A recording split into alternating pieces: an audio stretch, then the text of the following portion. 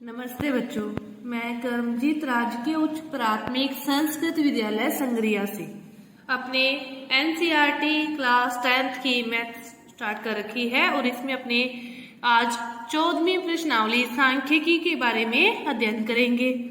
तो सांख्यिकी के अंतर्गत आपको किस प्रकार के क्वेश्चन होंगे और उनको किस किस तरीके से हल करना है, तो उसी अकॉर्डिंग अपने पहले इसका इंट्रोडक्शन जो पार्ट है वो अपने शुरू करते हैं कि किस प्रकार के क्या क्या चीजें आती है सांख्यिकी में और उनको किस किस प्रकार से हल करते हैं। तो सबसे पहले जो अपना क्वेश्चन अपने देखते हैं माध्य ज्ञात करने के लिए। तो माध्य ज्ञात करने के लिए आपको 3 प्रकार की विधियां आपके इस बुक के अंतर्गत आपको दे रखी है।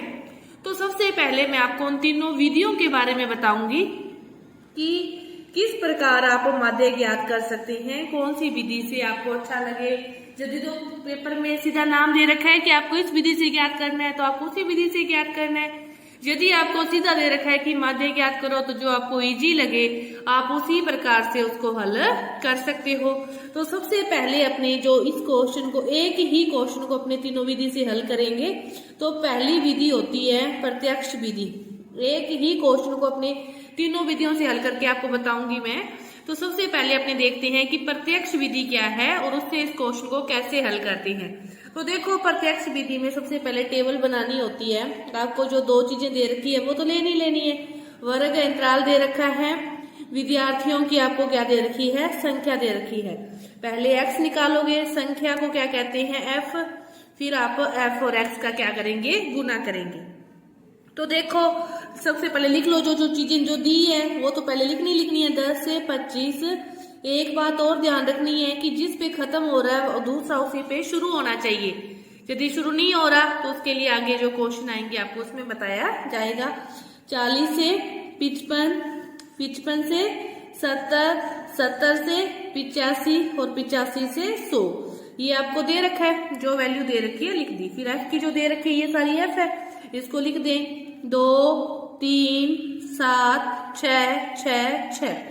अब देखो x क्या होता है, इन दोनों का योग करके 2 का भाग देने पर अपने पास क्या आता है, x आता है। अब देखो x 10 और 25 दोनों का योग किया, कितना आ गया 35। 35 में 2 का भाग दोगे तो अपने पास क्या आएगा, 17.5। क्या आएगा, 17.5। अब देखो, चाहे तो अब आगे ऐसे ही करते जाओ, इन दोनों का योग करके 2 का भाग देते जाओ तो भी आ जाएगा। दूसरा तरीका क्या है, इनमें अंतर कितने का है, 25 में से 10 गए, अपने पास अंतर कितने का है, 15 का है। तो अपने इसमें क्या जोड़ते जाएं, 15 जोड़ते जाएं। तो 17.5 में 15 जोड़ोगे तो क्या आएगा, 32.5। 32.5 में फिर से 15 जोड़ोगे तो क्या आ जाएगा, 47.5। 47.5 में 15 जोड़ोगे तो अपने पास क्या आ जाएगा, 62.5। फिर 15 जोड़ोगे तो अपने पास क्या आ जाएगा, 15 जोड़ने हैं तो 70.5 और फिर 15 जोड़ोगे तो 7 5 12, 7 1 8 1 9, 92.5। भी चाहे तो इन दोनों का योग करके 2 का भाग दो तो भी यही आएगा। और यदि वो तरीका नहीं तो इन दोनों का अंतर देख लो, एक निकाल के उसमें जोड़ते जाओ, वो अपने पास सारा आ गया। अब अपने क्या करना है, fx निकालना है। fx इसका अर्थ क्या है, f को गुना करना है किससे, x से। f अपने पास ये है, x ये है, तो 17.5 को 2 से गुना करोगे तो अपने पास क्या आएगा, 35। फिर 3 5 है 15, 1 3 दूनी 6, 7 3 3 9। फिर 7 से करोगे तो 7 5 है 35, 3 7 7 49 और 3 52, 5 7 चौके 28 और 5 कितना आ गया, 33। फिर 7 से हो गया, 6 से करोगे तो 6 5 है 30, 0 मतलब बचे 3, 6 दूनी 12 और 3 15, 6 तुम 36 और 1 36 और 1 37। फिर 6 से करोगे, 6 5 है 30, 3 6 7 है 42 और 3 45, 4 6 7 है 42 और 4 कितना हो गया, 46। फिर 6 से करोगे तो 6 5 है 30, 3 6 दूनी 12, 3 15 मतलब 1 6 9 54 और 1 क्या हो गया, 55। अब देखो यहाँ तक समझ में आ गया आपके। अब जो समांतर माध्य ज्ञात करने का प्रत्यक्ष विधि से ज्ञात करते हैं ना, तो उसका सूत्र क्या होता है, सिग्मा एफ एक्स अपॉन में सिग्मा एफ। इसका अर्थ, सिग्मा का अर्थ क्या होता है कि इन सभी का योग, सिग्मा एफ एक्स है ना, तो एफ एक्स ये है, इन सभी का योग, सिग्मा एफ यानी कि सारे एफ का योग, दोनों को क्या करना है, भाग देना है और कुछ भी नहीं करना। तो सिग्मा एफ एक्स इन सभी का योग करोगे तो योग कर लो, 5 5 10, हासिल बची 1, 5 और 7 12, 2 14, 5 19, 5 24 और 5 29 और 1 30, हासिल बची 3 3 3 6, 9 15 और 3 18, 18 और 7 25 और 6 31 और 31 और 5 36, 6 हासिल बची 3 3 6 3 हासिल 9 4 13 और 5 18, तो कितना आ गया 1860। इनका करोगे तो 3 दूनी 5 7 12 और 6 18, 6 24 और 6 30, कितना आ गया 30। अब देखो 1860 बटा में 30, 0 से 0 कट गई, 3 6 के 18 और 3 दूनी 6। अपने पास समांतर माध्य प्रत्यक्ष विधि से कितना आ गया 62, कितना आ गया 62। ये कौन सी विधि की, अपने प्रत्यक्ष विधि। अब देखो प्रत्यक्ष विधि समझ में आ गई, बहुत ही आसान है, सीधी सी सिंपल सी, दो चीजें आपको दी होती है और उसके बाद आगे आपको जो पूछा है बस x निकालना है और fx करके उनका योग करना है। ये तो थी प्रत्यक्ष विधि। इसी क्वेश्चन को अपने करेंगे दूसरी विधि से। 3 विधियां हैं समांतर माध्य ज्ञात करने की, तो तीनों आपको बताएंगे ताकि क्वेश्चन करने में आपको आसानी हो। दूसरी बात, देख के छोड़ोगे तो आपको समझ में नहीं आएगा, इसको क्वेश्चन को देखने के बाद खुद हल करोगे तो आपको ज्यादा समझ में आएगा। अब देखो दूसरी विधि क्या है, कल्पित माध्य विधि कहते हैं। दूसरी विधि को क्या कहते हैं, कल्पित माध्य विधि। उसमें फिर कल्पित माध्य ज्ञात करना होता है और कुछ नहीं है। अब देखो कल्पित माध्य विधि से कैसे ज्ञात करेंगे, वही सबसे पहले अपने को जो दे रखा है वो तो लिखेंगे ही, वर्ग अंतराल दे रखा है, विद्यार्थियों की संख्या को आप एफ भी लिख सकते हो। इसके बाद अपने क्या निकालना है, एक्स निकाला था उसमें, इसमें भी निकालेंगे। अब इसमें जो नया है वो है डी क्या होता है, एक्स माइनस ए। आपको पता चल जाएगा कैसे होता है, अभी जब हल करेंगे ना फिर निकालते हैं एफ डी, ठीक है। तो वर्ग अंतराल जो दे रखा है 10 से 25, 25 से 40, 40 से 55, 55 से 70, फिर 70 से 85 और फिर 85 से 100। ये तो हो गया वर्ग अंतराल। फिर f की वैल्यू दे रखी है जो 2 3 7 6 6 6, इतना अपने को दे रखा है, उतना आपने लिख लिया। अब आगे की बात है, x अपने उसमें निकाला था, आपको समझ में आ गया होगा ना कैसे निकालते हैं कि इन दोनों का योग करके 2 का भाग देते जाते हैं। तो अपने लिख लेते हैं, पहला क्या आया था 17.5, फिर वही 15 जोड़ोगे तो 32.5 में 15 जोड़ोगे तो फिर 47.5, फिर 15 जोड़ोगे तो 62.5 और फिर 15 जोड़ोगे तो 70.5 और फिर 15 जोड़ोगे तो कितना आएगा 92.5। अब बात है अपने ये निकालने की डी, x माइनस ए करना है। x अपने पास है, इसमें से क्या घटाना है a, तो a क्या चीज है अब वो देखना है। a होता है n/2 माँ x का पद, n/2 करने पर जो आएगा वो उतना x माँ पद। n क्या चीज है, ये वाली 1 2 3 4 5 6, ये क्या है n है। तो 6/2 करोगे तो 3 आ गया। अब 3 माँ पद कहाँ से देखना है, x से, 1 2 3। अब अपने पास जो a की वैल्यू आई है वो कितनी आई है 47.5, कितनी आई है 47.5। अब वो क्या करना है, x में से घटाना है कि x में से अपने को क्या घटाना है 47.5 घटाना है। अब 17.5 में से आप 47.5 घटाओगे तो बड़ी संख्या 47.5 है, वो किसकी है, माइनस की है, तो अपने पास क्या आएंगे माइनस के 30। वही बात पहली संख्या आने के बाद फिर आप वही जो इनका जितना अंतर है ना वो करते जाओ। इनका अंतर कितने का 15 15 का, तो इसमें से 15 प्लस की अब बढ़ती जा रहे हैं ना, चाहे 32.5 में से 47.5 घटा लो, चाहे इसमें से 15 कम करो तो -15, फिर इसमें 15 0, फिर 15 का अंतर 15, फिर 15 का अंतर 30 और फिर 15 का अंतर 45। चाहे आप इसमें से घटाओ, देखो 47.5 में से 47.5 घटाओगे तो भी कितना आएगा 0। 62 में से ये घटाओगे तो किस में आएगा प्लस में। घटा के लिखते जाओ, चाहे इनका अंतर के अकॉर्डिंग अब इसमें ऐड करके लिखते जाओ, एक ही बात है। ये तरीका उल्टा सौखा हो जाता है।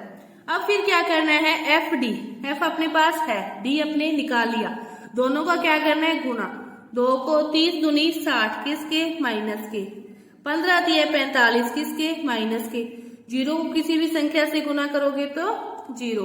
15 ठीक है 90 प्लस के, 30 ठीक है 180, 6 5 30, 6 चौका 24 और 3 27।